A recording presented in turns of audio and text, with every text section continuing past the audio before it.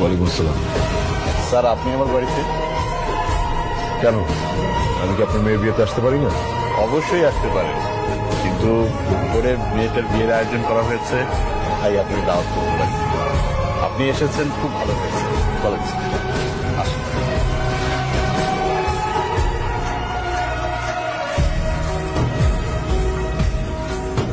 বাবা, আঙ্কেল, এই সেই কফি শপের সামান্য ওয়েটার যে আমাকে অপমান করছিল।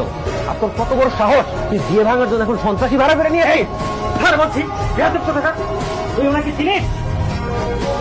উনি হচ্ছেন চৌধুরী, চৌধুরী গ্রুপ অফ কোম্পানির বর্তমান চেয়ারম্যান।